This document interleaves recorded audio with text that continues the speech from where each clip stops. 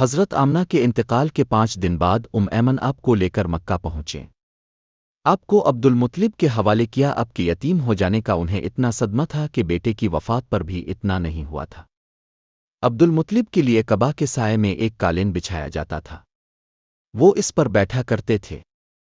ان کا احترام اس قدر تھا کہ کوئی اور اس قالین پر بیٹھتا نہیں تھا، چنانچہ ان کے بیٹے اور قریش کے سردار اس قالین کے چاروں طرف بیٹھتے تھے، لیکن رسول اللہ صلی اللہ علیہ وسلم وہاں تشریف لاتے تو سیدھے اس قالین پر جا بیٹھتے۔ اس وقت اب ایک تندرست لڑکے تھے، اب کی عمر 9 سال کے قریب ہو چلی تھی۔ اب کے چچا عبد المطلب کے ادب کی وجہ سے آپ کو اس قالین سے ہٹانا چاہتے تو عبد المطلب کہتے، میرے بیٹے کو چھوڑ دو، اللہ کی قسم یہ بہت شان والا ہے۔ پھر وہ آپ کو محبت سے اس فرش پر بٹھاتے، آپ کی کمر پر شفقت سے ہاتھ پھیرتے، آپ کی باتیں سن سن کر حد درجے خوش ہوتے رہتے۔ کبھی وہ دوسروں سے کہتے، میرے بیٹے کو یہیں بیٹھنے دو، اسے خود بھی احساس ہے کہ اس کی بڑی شان ہے، اور میری آرزو ہے یہ اتنا بلند رتبہ پائے جو کسی عرب کو اس سے پہلے حاصل نہ ہوا ہو اور نہ بعد میں کسی کو حاصل ہو سکے۔ ایک بار انہوں نے یہ الفاظ کہے، میرے بیٹے کو چھوڑ دو، اس کے مزاج میں طبعی طور بلندی ہے، اس کی شان نرالی ہوگی۔ یہاں تک کہ عمر کے آخری حصے میں حضرت عبد المطلب کی آنکھیں جواب دے گئی تھیں، اب نابینا ہو گئے تھے۔ ایسی حالت میں ایک روز وہ اس قالین پر بیٹھے تھے کہ اب تشریف لے آئے اور سیدھے اس قالین پر جا پہنچے۔ ایک شخص نے اب کو قالین سے کھینچ لیا، اس پر آپ رونے لگے۔ اب کے رونے کی آواز سن کر عبد المطلب بے چین ہوئے اور بولے، میرا بیٹا کیوں رو رہا ہے؟ اب کے قالین پر بیٹھنا چاہتا ہے، ہم نے اسے قالین سے اتار دیا ہے۔ یہ سن کر عبد المطلب نے کہا، میرے بیٹے کو قالین پر ہی بٹھا دو، یہ اپنا رتبہ پہچانتا ہے، میری دعا ہے کہ یہ اس رتبے کو پہنچے جو اس سے پہلے کسی عرب کو نہ ملا ہو، اس کے بعد کسی کو نہ ملے۔ اس کے بعد پھر کسی نے اب کو قالین پر بیٹھنے سے نہیں روکا۔ ایک روز بنو مدلج کے کچھ لوگ حضرت عبد المطلب سے ملنے کے لیے آئے۔ ان کے پاس اس وقت اب صلی اللہ علیہ وسلم بھی تشریف فرما تھے۔ بنو مدلج کے لوگوں نے آپ کو دیکھا، یہ لوگ قیافہ شناس تھے، آدمی کا چہرہ دیکھ کر اس کے مستقبل کے بارے میں اندازے بیان کرتے تھے۔ انہوں نے عبد المطلب سے کہا، اس بچے کی حفاظت کریں، اس لیے کہ مقام ابراہیم پر جو حضرت ابراہیم علیہ السلام کے قدم کا نشان ہے، اس بچے کے پاؤں کا نشان بالکل اس نشان سے ملتا جلتا ہے۔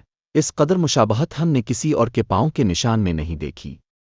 ہمارا خیال ہے یہ بچہ نرالی شان کا مالک ہوگا، اس لیے اس کی حفاظت کریں۔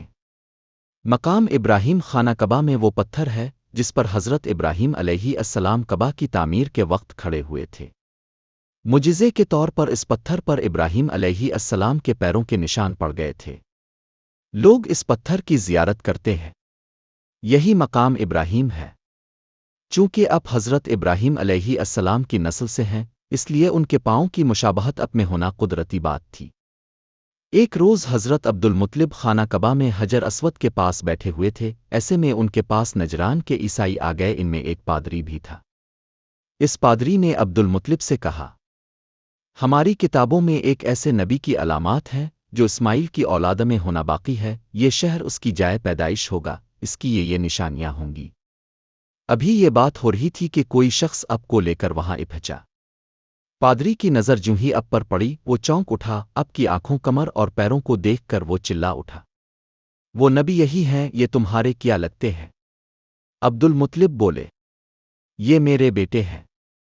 اس پر وہ پادری بولا، او تب یہ وہ نہیں، اس لیے کہ ہماری کتابوں میں لکھا ہے کہ اس کے والد کا انتقال اس کی پیدائش سے پہلے ہو جائے گا۔ یہ سن کر عبد المطلب بولے، یہ دراصل میرا پوتا ہے، اس کے باپ کا انتقال اس وقت ہو گیا تھا جب یہ پیدا بھی نہیں ہوا تھا۔ اس پر پادری بولا، ہاں یہ بات ہوئی نا، اب اس کی پوری طرح حفاظت کریں۔ عبد المطلب کی اب سے محبت کا یہ عالم تھا کہ کھانا کھانے بیٹھتے تو کہتے، میرے بیٹے کو لے آؤ۔ اب تشریف لاتے تو عبد المطلب اب کو اپنے پاس بٹھاتے، اب کو اپنے ساتھ کھلاتے۔ بہت زیادہ عمر والے ایک صحابی ہدے بن معاویہ رضی اللہ عنہ کہتے ہیں، میں ایک مرتبہ اسلام سے پہلے جاہلیت کے زمانے میں حج کے لیے مکہ معظمہ گیا، وہاں بیت اللہ کا طواف کر رہا تھا۔ میں نے ایک ایسے شخص کو دیکھا جو بہت بوڑھا اور بہت لمبے قد کا تھا۔ وہ بیت اللہ کا طواف کر رہا تھا اور کہہ رہا تھا، اے میرے پروردگار، میری سواری کو محمد کی طرف پھیر دے اور اسے میرا دست و بازو بنا دے۔ میں نے اس بوڑھے کو جب یہ شعر پڑھتے سنا تو لوگوں سے پوچھا، یہ کون ہے؟ لوگوں نے بتایا، یہ عبد المطلب بن ہاشم ہے۔ انہوں نے اپنے پوتے کو اپنے ایک اونٹ کی تلاش میں بھیجا ہے۔ وہ اونٹ گم ہو گیا ہے، اور وہ پوتا ایسا ہے جب بھی کسی گم شدہ چیز کی تلاش میں اسے بھیجا جاتا ہے تو وہ چیز لے کر ہی آتا ہے۔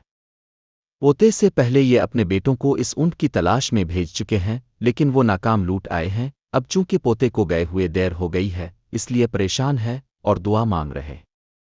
تھوڑی ہی دیر گزری تھی کہ میں نے دیکھا کہ اب صلی اللہ علیہ وسلم اونٹ کو لیے تشریف لا رہے ہیں۔ عبد المطلب نے آپ کو دیکھ کر کہا، میرے بیٹے، میں تمہارے لیے اس قدر فکر مند ہو گیا تھا کہ شاید اس کا اثر کبھی میرے دل سے نہ جائے۔ عبد المطلب کی بیوی کا نام رقیہ بنت ابو سیفی تھا۔ وہ کہتی ہے، قریش کئی سال سے سخت قحط سالی کا شکار تھے۔ بارشیں بالکل بند تھیں، سب لوگ پریشان تھے۔ اسی زمانے میں میں نے ایک خواب دیکھا۔ کوئی شخص خواب میں کہہ رہا تھا، اے قریش کے لوگو، تم میں سے ایک نبی ظاہر ہونے والا ہے، اس کے ظہور کا وقت آ گیا ہے۔ اس کے ذریعے تمہیں زندگی ملے گی، یعنی خوب بارشیں ہوں گی، سرسبزی اور شادابی ہوگی۔ تم اپنے لوگوں میں سے ایک ایسا شخص تلاش کرو جو لمبے قد کا ہو، گورے رنگ کا ہو، اس کی پلکیں گھنی ہوں، بھنویں اور ابرو ملے ہوئے ہوں۔ وہ شخص اپنی تمام اولاد کے ساتھ نکلے اور تم میں سے ہر خاندان کا ایک آدمی نکلے، سب پاک صاف ہوں اور خوشبو لگائیں۔ وہ حجر اسود کو بوسہ دیں، پھر سب جبل ابو قیس پر چڑھ جائیں۔ پھر وہ شخص جس کا حلیہ بتایا گیا ہے آگے بڑھے اور بارش کی دعا مانگے، اور تم سب آمین کہو تو بارش ہو جائے گی۔ صبح ہوئی تو رقیقہ نے اپنا یہ خواب قریش سے بیان کیا۔ انہوں نے ان نشانیوں کو تلاش کیا تو سب کی سب نشانیاں انہیں عبد المطلب میں مل گئیں، چنانچہ سب ان کے پاس جمع ہوئے۔ ہر خاندان سے ایک ایک آدمی آیا، ان سب نے شرائط پوری کیں۔ اس کے بعد سب ابو قیس پہاڑ پر چڑھ گئے۔ ان میں نبی کریم صلی اللہ علیہ وسلم بھی تھے۔ آپ اس وقت 9 عمر تھے۔ پھر عبد المطلب آگے بڑھے اور انہوں نے یوں دعا کی، اے اللہ، یہ سب تیرے غلام ہیں، تیرے غلاموں کی اولاد ہیں، تیری باندیاں ہیں اور تیری باندیوں کی اولاد ہیں۔ ہم پر جو برا وقت آ پڑا ہے تو دیکھ رہا ہے، ہم مسلسل قحط سالی کا شکار ہیں۔ اب اونٹ، گائیں، گھوڑے، خچر اور گدھے سب کچھ ختم ہو چکے ہیں اور جانوروں پر بن آئی ہے۔ اس لیے ہماری یہ خشک سالی ختم فرما دے، ہمیں زندگی اور سرسبزی اور شادابی عطا فرما دے۔ ابھی یہ دعا مانگ ہی رہے تھے کہ بارش شروع ہو گئی۔ وادیاں پانی سے بھر گئیں، لیکن اس بارش میں ایک بہت عجیب بات ہوئی، اور وہ عجیب بات یہ تھی کہ قریش کو یہ سیرابی ضرور حاصل ہوئی، مگر یہ بارش قبیلہ قیس اور قبیلہ مضر کی قریبی بستیوں میں بالکل نہ ہوئی۔ اب لوگ بہت حیران ہوئے کہ یہ کیا بات ہوئی۔ ایک قبیلے پر بارش اور آس پاس کے سب قبیلے بارش سے محروم۔ تمام قبیلوں کے سردار جمع ہوئے، اس سلسلے میں بات چیت شروع ہوئی۔ ایک سردار نے کہا، ہم زبردست قحط اور خشک سالی کا شکار ہیں، جبکہ قریش کو اللہ تعالی نے بارش عطا کی ہے اور یہ عبد المطلب کی وجہ سے ہوا ہے، اس لیے ہم سب ان کے پاس چلتے ہیں۔ اگر وہ ہمارے لیے دعا کر دیں تو شاید اللہ ہمیں بھی بارش دے دے۔ حضرت آمنہ کے انتقال کے 5 دن بعد ایمن آپ کو لے کر مکہ پہنچے۔ آپ کو عبد المطلب کے حوالے کیا۔ آپ کے یتیم ہو جانے کا انہیں اتنا صدمہ تھا کہ بیٹے کی وفات پر بھی اتنا نہیں ہوا تھا۔ عبد المطلب کے لیے کعبہ کے سائے میں ایک قالین بچھایا جاتا تھا، وہ اس پر بیٹھا کرتے تھے۔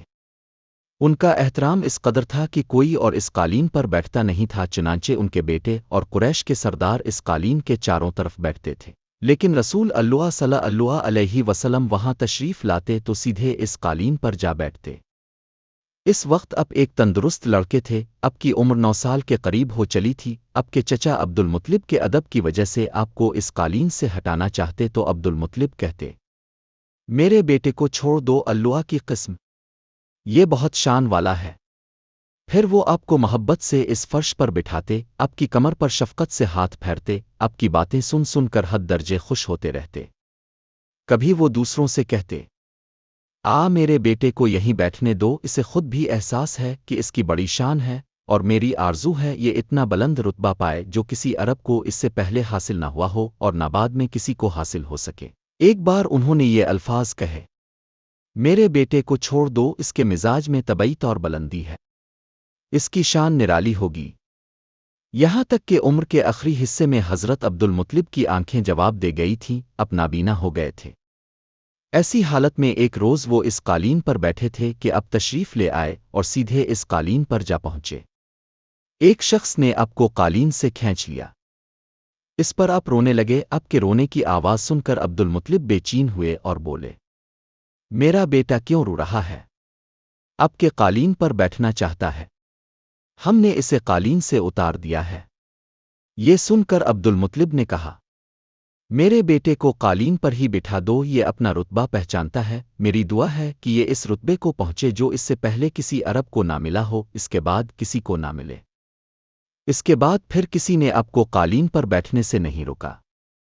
ایک روز بنو مدلج کے کچھ لوگ حضرت عبدالمطلب سے ملنے کے لیے آئے۔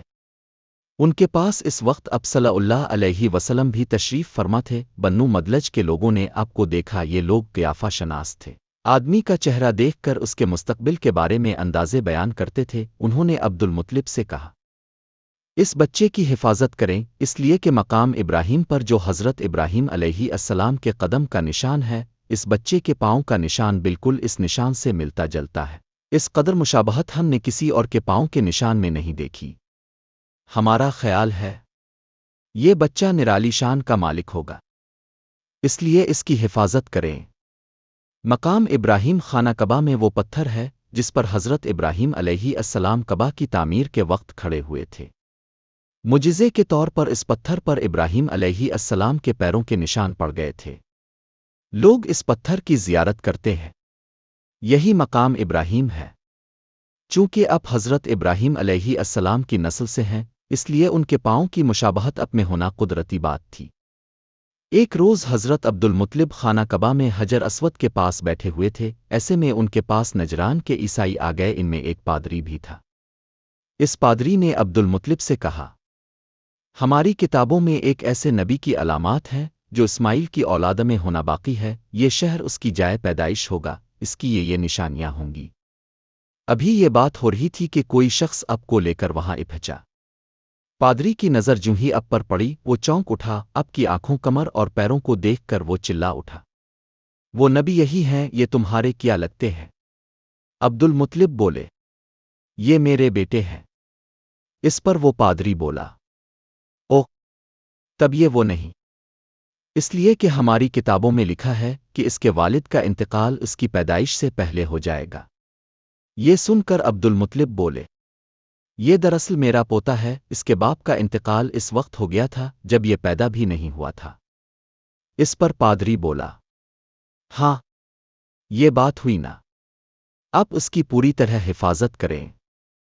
عبدالمطلب کی اب سے محبت کا یہ عالم تھا کہ کھانا کھانے بیٹھتے تو کہتے، میرے بیٹے کو لے آؤ۔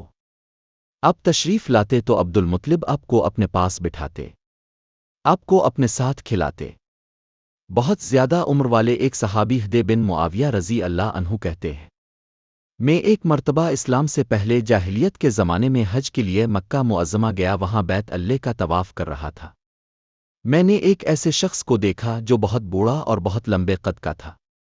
وہ بیت اللہ کا طواف کر رہا تھا اور کہہ رہا تھا، اے میرے پروردگار، میری سواری کو محمد کی طرف پھیر دے اور اسے میرا دست و بازو بنا دے۔ میں نے اس بوڑھے کو جب یہ شعر پڑھتے سنا تو لوگوں سے پوچھا، یہ کون ہے؟ لوگوں نے بتایا، یہ عبدالمطلب بن ہاشم ہے، انہوں نے اپنے پوتے کو اپنے ایک اونٹ کی تلاش میں بھیجا ہے، وہ اونٹ گم ہو گیا ہے، اور وہ پوتا ایسا ہے جب بھی کسی گم شدہ چیز کی تلاش میں اسے بھیجا جاتا ہے تو وہ چیز لے کر ہی آتا ہے۔ پوتے سے پہلے یہ اپنے بیٹوں کو اس اونٹ کی تلاش میں بھیج چکے ہیں، لیکن وہ ناکام لوٹ آئے ہیں۔ اب چونکہ پوتے کو گئے ہوئے دیر ہو گئی ہے، اس لیے پریشان ہے اور دعا مانگ رہے۔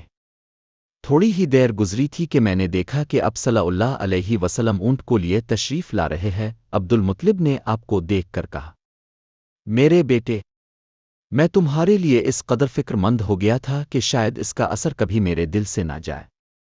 عبدالمطلب کی بیوی کا نام رقیہ بنت ابو سیفی تھا۔ وہ کہتی ہے، قریش کئی سال سے سخت قحط سالی کا شکار تھے، بارشیں بالکل بند تھیں، سب لوگ پریشان تھے۔ اسی زمانے میں نے ایک خواب دیکھا، کوئی شخص خواب میں کہہ رہا تھا، اے قریش کے لوگو، تم میں سے ایک نبی ظاہر ہونے والا ہے، اس کے ظہور کا وقت آ گیا ہے۔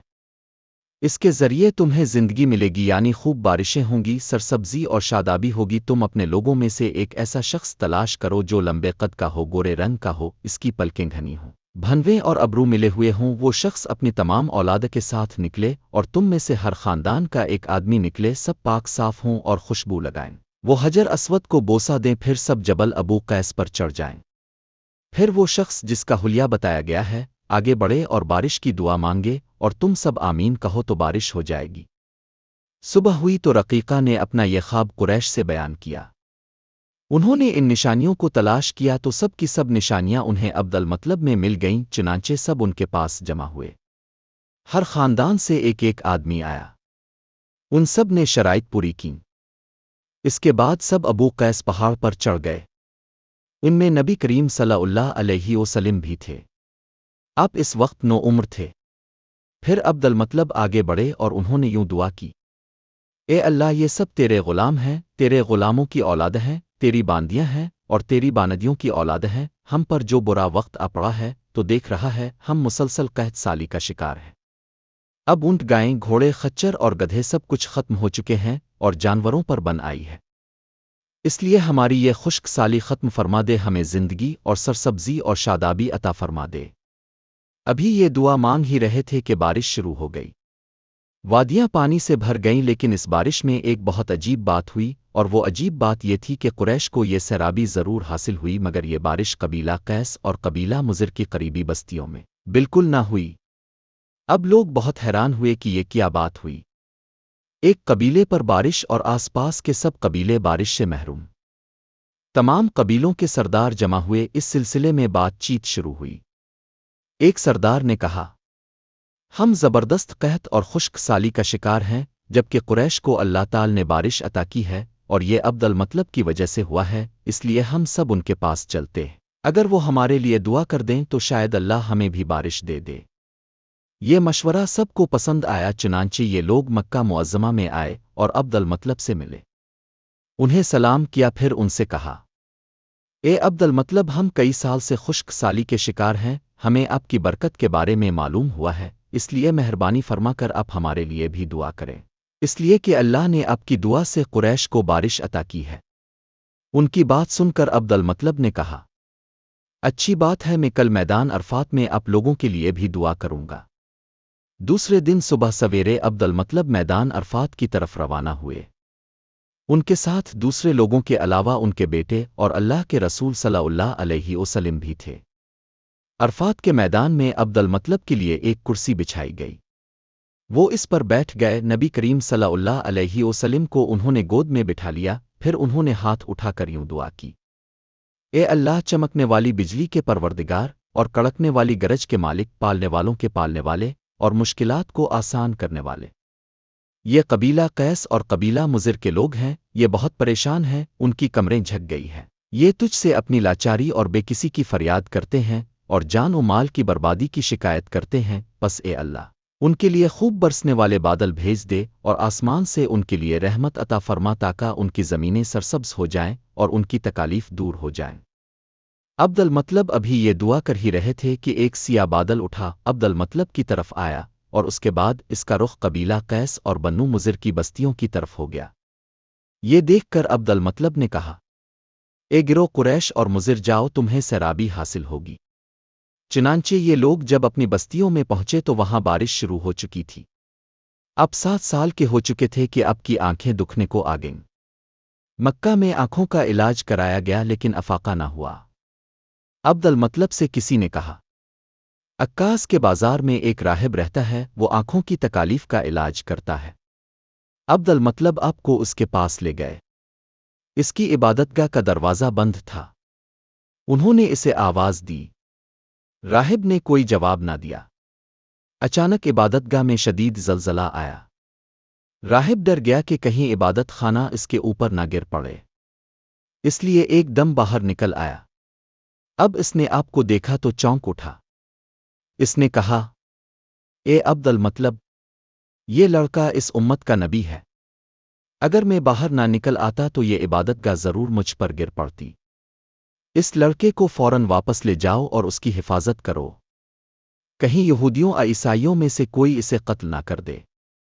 پھر اس نے کہا، اور رہی بات ان کی آنکھوں کی، تو آنکھوں کی دعا تو خود ان کے پاس موجود ہے۔ عبد المطلب یہ سن کر حیران ہوئے اور بولے، ان کے اپنے پاس ہے؟ میں سمجھا نہیں۔ ہاں، ان کا لعاب دہن ان کی آنکھوں میں لگائیں۔ انہیں نے ایسا ہی کیا، آنکھیں فوراً ٹھیک ہو گئیں۔ پرانی آسمانی کتابوں میں آپ کی بہت سی نشانیاں لکھی ہوئی تھیں۔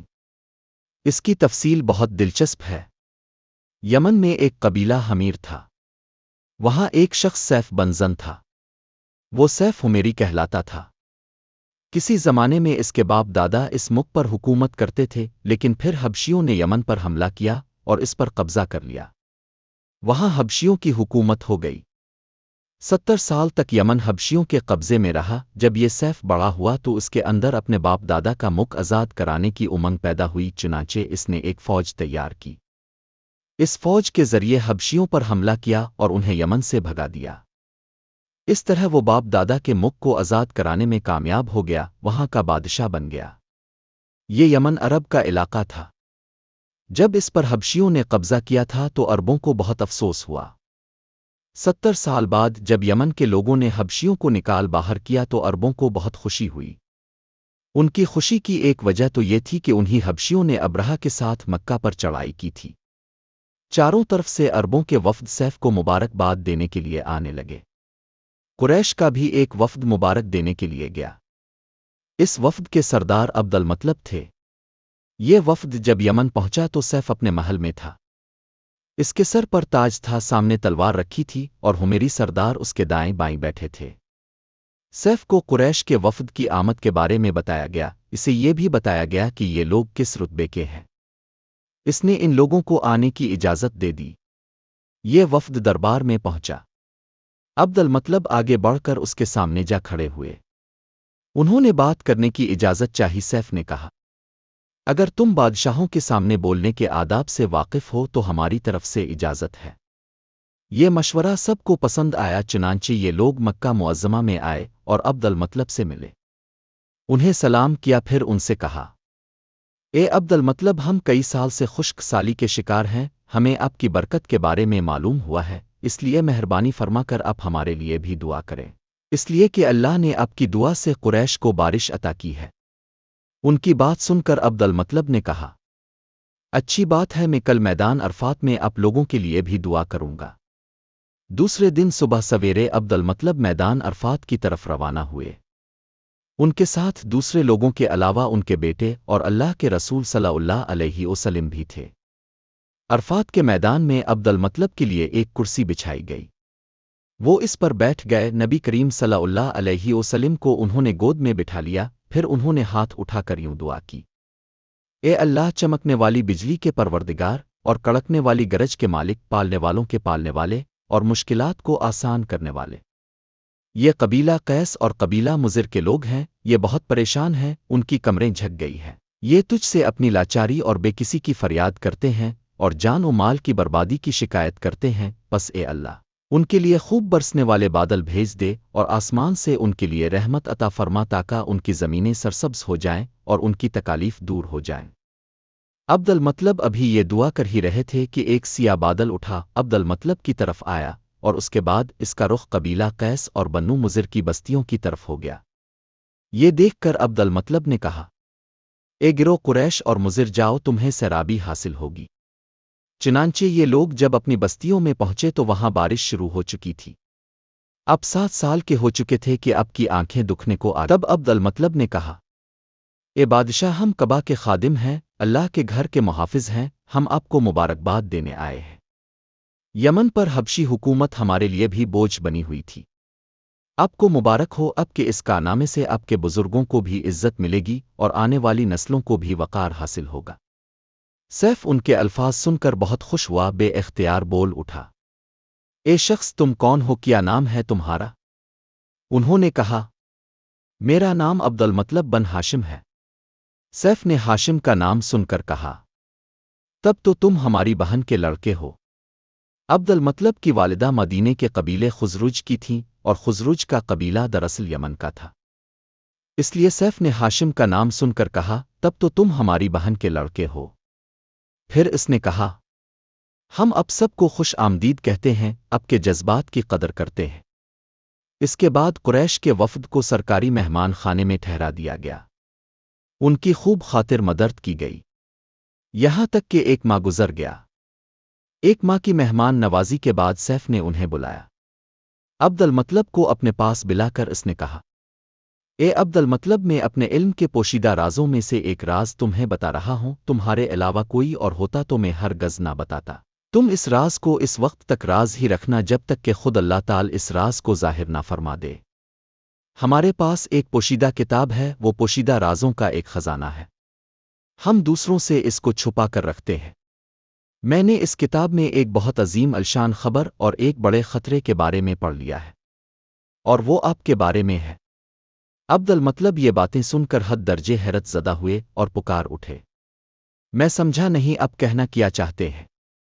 سنو عبد المطلب، جب تہامہ کی وادی یعنی مکہ میں ایسا بچہ پیدا ہو جس کے دونوں کندھوں کے درمیان بالوں کا گچھا یعنی مہر نبوت ہو تو اسے امامت اور سرداری حاصل ہوگی، اور اس کی وجہ سے تمہیں قیامت تک کے لیے اعزاز ملے گا، عزت ملے گی۔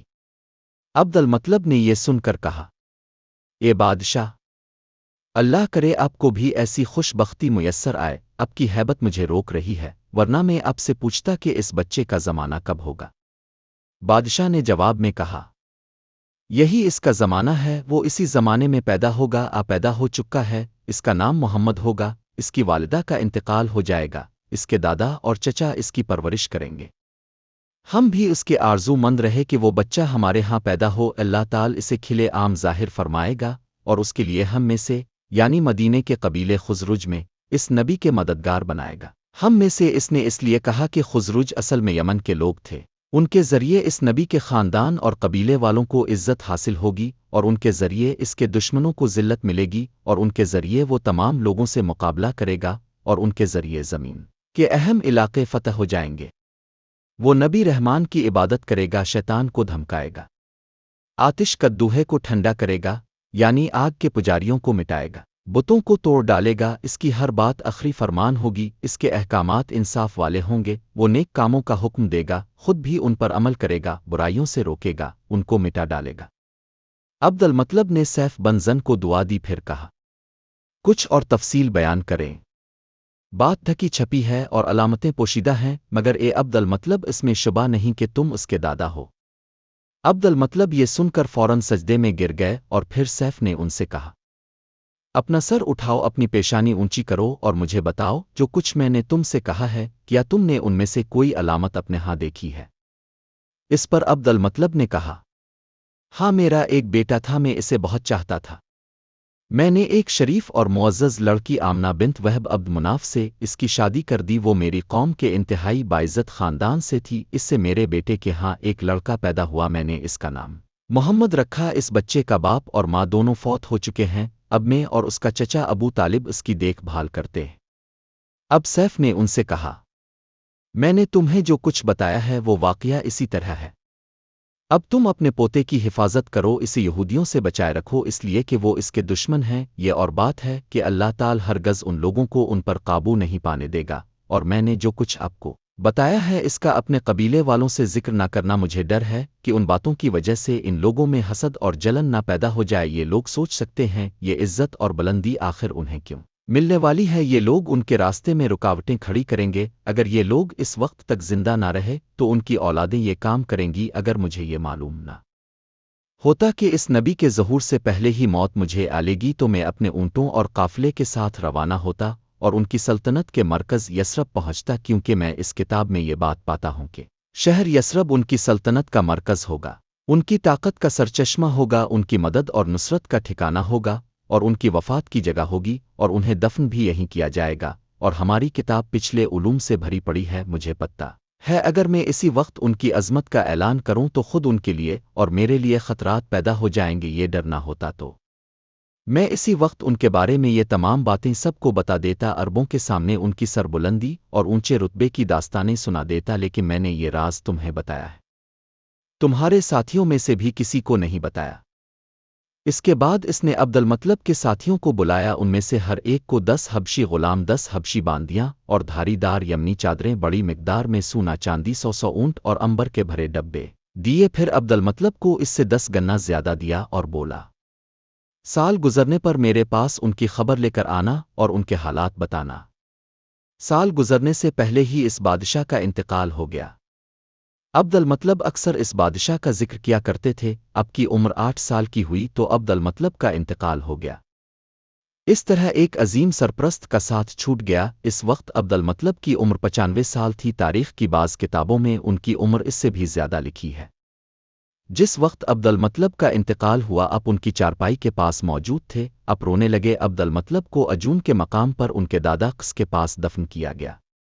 مرنے سے پہلے انہوں نے نبی کریم صلی اللہ علیہ وسلم کو اپنے بیٹے ابو طالب کے حوالے کیا۔ اب ابو طالب اب کے نگران ہوئے، انہیں بھی اب سے بے تحاشا محبت ہو گئی۔ ان کے بھائی عباس اور زبیر بھی اب کا بہت خیال رکھتے تھے۔ پھر زبیر بھی انتقال کر گئے تو اب کی نگرانی اب کے چچا ابو طالب ہی کرتے رہے۔ انہیں بھی نبی کریم صلی اللہ علیہ وسلم سے بہت محبت تھی۔ جب انہوں نے آپ کی برکات دیکھیں، معجزے دیکھے تو ان کی محبت میں اور اضافہ ہو گیا۔ یہ مالی اعتبار سے کمزور تھے، 2 وقت سارے گھرانے کو پیٹ بھر کر کھانا نہیں ملتا تھا، لیکن جب نبی کریم صلی اللہ علیہ وسلم ان کے ساتھ کھانا کھاتے تو تھوڑا کھانا بھی ان سب کے لیے کافی ہو جاتا، سب کے پیٹ بھر جاتے۔ اسی لیے جب دوپہر رات کے کھانے کا وقت ہوتا تو اور سب دسترخوان پر بیٹھتے تو ابو طالب ان سے کہتے، ابھی کھانا شروع نہ کرو، میرا بیٹا آ جائے پھر شروع کرنا۔ پھر اب تشریف لے آتے اور ان کے ساتھ بیٹھ جاتے۔ آپ کی برکت اس طرح ظاہر ہوتی کہ سب کے سیر ہونے کے بعد بھی کھانا بچ جاتا۔ اگر دودھ ہوتا تو پہلے نبی کریم صلی اللہ علیہ وسلم کو پینے کے لیے دیا جاتا، پھر ابو طالب کے بیٹے پیتے، یہاں تک کہ ایک ہی پیالے سے سب کے سب دودھ پی لیتے، خوب سیر ہو جاتے اور دودھ پھر بھی بچ جاتا۔ ابو طالب کے لیے ایک تکیہ رکھا رہتا تھا، وہ اس سے ٹیک لگا کر بیٹھتے تھے۔ رسول اللہ صلی اللہ علیہ وسلم تشریف لاتے تو آ کر سیدھے اس تکیے کے ساتھ بیٹھ جاتے۔ یہ دیکھ کر ابو طالب کہتے، میرے بیٹے کو اپنے بلند مرتبے کا احساس ہے۔ ایک بار مکہ میں قحط پڑ گیا، بارش بالکل نہ ہوئی، لوگ ایک دوسرے سے کہتے تھے لات اور اس سے بارش کی دعا کرو، کچھ کہتے تھے تیسرے بڑے بت منت پر بھروسہ کرو۔ اسی دوران ایک بوڑھے نے کہا، تم حق اور سچائی سے بھاگ رہے ہو، تم میں ابراہیم علیہ السلام اور اسماعیل علیہ السلام کی نشانی موجود ہے، تم اسے چھوڑ کر غلط راستے پر کیوں جا رہے ہو؟ اس پر لوگوں نے اس سے کہا، کیا آپ کی مراد ابو طالب سے ہے؟ اس نے جواب میں کہا، ہاں میں یہی کہنا چاہتا ہوں۔ اب سب لوگ ابو طالب کے گھر کی طرف چلے۔ وہاں پہنچ کر انہوں نے دروازے پر دستک دی تو ایک خوبصورت آدمی باہر آیا، اس نے تہبند لپیٹ رکھا تھا۔ سب لوگ اس کی طرف بڑھے اور بولے، اے ابو طالب، وادی میں قحط پڑا ہے، بچے بھوکے مر رہے ہیں، اس لیے آؤ اور ہمارے لیے بارش کی دعا کرو۔ چنانچہ ابو طالب باہر آئے، ان کے ساتھ رسول اللہ صلی اللہ علیہ وسلم بھی تھے۔ اب ایسے لگ رہے تھے جیسے اندھیرے میں سورج نکل آیا ہو۔ ابو طالب کے ساتھ اور بھی بچے تھے، لیکن انہوں نے اب ہی کا بازو پکڑا ہوا تھا۔ اس کے بعد ابو طالب نے اب کی انگلی پکڑ کر کعبے کا طواف کیا۔ یہ طواف کر رہے تھے اور دوسرے لوگ آسمان کی طرف نظر اٹھا اٹھا کر دیکھ رہے تھے، جہاں بادل کا ایک ٹکڑا بھی نہیں تھا۔ لیکن پھر اچانک ہر طرف سے بادل گھر گھر کر آنے لگے، اس قدر زوردار بارش ہوئی کہ شہر اور جنگل سیراب ہو گئے۔ ابو طالب ایک بار ذی الحجاز کے میلے میں گئے، یہ جگہ عرفات سے تقریباً 8 کلومیٹر دور ہے۔ ان کے ساتھ رسول اللہ صلی اللہ علیہ وسلم بھی تھے۔ ایسے میں ابو طالب کو پیاس محسوس ہوئی۔ انہوں نے اب سے کہا، بھتیجے مجھے پیاس لگی ہے۔ یہ بات انہوں نے اس لیے نہیں کہی تھی کہ اب کے پاس پانی تھا، بلکہ اپنی بے چینی ظاہر کرنے کے لیے کہی تھی۔ چچا کی بات سن کر اب فوراً سواری سے اتر آئے اور بولے، چچا جان، آپ کو پیاس لگی ہے؟ انہوں نے کہا، ہاں بھتیجے، پیاس لگی ہے۔ یہ سنتے ہی اپنے ایک پتھر پر اپنا پاؤں۔ تب عبدالمطلب نے کہا، اے بادشاہ، ہم کعبہ کے خادم ہیں، اللہ کے گھر کے محافظ ہیں، ہم آپ کو مبارکباد دینے آئے ہیں۔ یمن پر حبشی حکومت ہمارے لیے بھی بوجھ بنی ہوئی تھی۔ آپ کو مبارک ہو، اب کے اس کارنامے سے آپ کے بزرگوں کو بھی عزت ملے گی اور آنے والی نسلوں کو بھی وقار حاصل ہوگا۔ سیف ان کے الفاظ سن کر بہت خوش ہوا، بے اختیار بول اٹھا، اے شخص، تم کون ہو؟ کیا نام ہے تمہارا؟ انہوں نے کہا، میرا نام عبدالمطلب بن ہاشم ہے۔ سیف نے ہاشم کا نام سن کر کہا، تب تو تم ہماری بہن کے لڑکے ہو۔ عبد المطلب کی والدہ مدینے کے قبیلے خزرج کی تھیں اور خزرج کا قبیلہ دراصل یمن کا تھا۔ اس لیے سیف نے ہاشم کا نام سن کر کہا، تب تو تم ہماری بہن کے لڑکے ہو۔ پھر اس نے کہا، ہم اب سب کو خوش آمدید کہتے ہیں، اب کے جذبات کی قدر کرتے ہیں۔ اس کے بعد قریش کے وفد کو سرکاری مہمان خانے میں ٹھہرا دیا گیا۔ ان کی خوب خاطر مدد کی گئی، یہاں تک کہ ایک ماہ گزر گیا۔ ایک ماہ کی مہمان نوازی کے بعد سیف نے انہیں بلایا۔ عبد المطلب کو اپنے پاس بلا کر اس نے کہا، اے عبد المطلب، میں اپنے علم کے پوشیدہ رازوں میں سے ایک راز تمہیں بتا رہا ہوں، تمہارے علاوہ کوئی اور ہوتا تو میں ہرگز نہ بتاتا۔ تم اس راز کو اس وقت تک راز ہی رکھنا جب تک کہ خود اللہ تعالی اس راز کو ظاہر نہ فرما دے۔ ہمارے پاس ایک پوشیدہ کتاب ہے، وہ پوشیدہ رازوں کا ایک خزانہ ہے، ہم دوسروں سے اس کو چھپا کر رکھتے ہیں۔ میں نے اس کتاب میں ایک بہت عظیم الشان خبر اور ایک بڑے خطرے کے بارے میں پڑھ لیا ہے، اور وہ آپ کے بارے میں ہے۔ عبد المطلب یہ باتیں سن کر حد درجے حیرت زدہ ہوئے اور پکار اٹھے، میں سمجھا نہیں اب کہنا کیا چاہتے ہیں۔ سنو عبد المطلب، جب تہامہ کی وادی یعنی مکہ میں ایسا بچہ پیدا ہو جس کے دونوں کندھوں کے درمیان بالوں کا گچھا یعنی مہر نبوت ہو تو اسے امامت اور سرداری حاصل ہوگی، اور اس کی وجہ سے تمہیں قیامت تک کے لیے اعزاز ملے گا، عزت ملے گی۔ عبد المطلب نے یہ سن کر کہا، اے بادشاہ، اللہ کرے آپ کو بھی ایسی خوش بختی میسر آئے، اب کی ہیبت مجھے روک رہی ہے، ورنہ میں آپ سے پوچھتا کہ اس بچے کا زمانہ کب ہوگا۔ بادشاہ نے جواب میں کہا، یہی اس کا زمانہ ہے، وہ اسی زمانے میں پیدا ہوگا، پیدا ہو چکا ہے، اس کا نام محمد ہوگا، اس کی والدہ کا انتقال ہو جائے گا، اس کے دادا اور چچا اس کی پرورش کریں گے۔ ہم بھی اس کے آرزو مند رہے کہ وہ بچہ ہمارے ہاں پیدا ہو، اللہ تعالی اسے کھلے عام ظاہر فرمائے گا، اور اس کے لیے ہم میں سے یعنی مدینے کے قبیلے خزرج میں اس نبی کے مددگار بنائے گا۔ ہم میں سے اس نے اس لیے کہا کہ خزرج اصل میں یمن کے لوگ تھے، ان کے ذریعے اس نبی کے خاندان اور قبیلے والوں کو عزت حاصل ہوگی، اور ان کے ذریعے اس کے دشمنوں کو ذلت ملے گی، اور ان کے ذریعے وہ تمام لوگوں سے مقابلہ کرے گا، اور ان کے ذریعے زمین کے اہم علاقے فتح ہو جائیں گے۔ وہ نبی رحمان کی عبادت کرے گا، شیطان کو دھمکائے گا، آتش کدوہے کو ٹھنڈا کرے گا یعنی آگ کے پجاریوں کو مٹائے گا، بتوں کو توڑ ڈالے گا، اس کی ہر بات آخری فرمان ہوگی، اس کے احکامات انصاف والے ہوں گے، وہ نیک کاموں کا حکم دے گا، خود بھی ان پر عمل کرے گا، برائیوں سے روکے گا، ان کو مٹا ڈالے گا۔ عبد المطلب نے سیف بن زن کو دعا دی، پھر کہا، کچھ اور تفصیل بیان کریں۔ بات ڈھکی چھپی ہے اور علامتیں پوشیدہ ہیں، مگر اے عبد المطلب، اس میں شبہ نہیں کہ تم اس کے دادا ہو۔ عبد المطلب یہ سن کر فوراً سجدے میں گر گئے، اور پھر سیف نے ان سے کہا، اپنا سر اٹھاؤ، اپنی پیشانی اونچی کرو اور مجھے بتاؤ جو کچھ میں نے تم سے کہا ہے، کیا تم نے ان میں سے کوئی علامت اپنے ہاں دیکھی ہے؟ اس پر عبد المطلب نے کہا، ہاں، میرا ایک بیٹا تھا، میں اسے بہت چاہتا تھا۔ میں نے ایک شریف اور معزز لڑکی آمنہ بنت وہب عبد مناف سے اس کی شادی کر دی، وہ میری قوم کے انتہائی باعزت خاندان سے تھی، اس سے میرے بیٹے کے ہاں ایک لڑکا پیدا ہوا، میں نے اس کا نام محمد رکھا۔ اس بچے کا باپ اور ماں دونوں فوت ہو چکے ہیں، اب میں اور اس کا چچا ابو طالب اس کی دیکھ بھال کرتے ہیں۔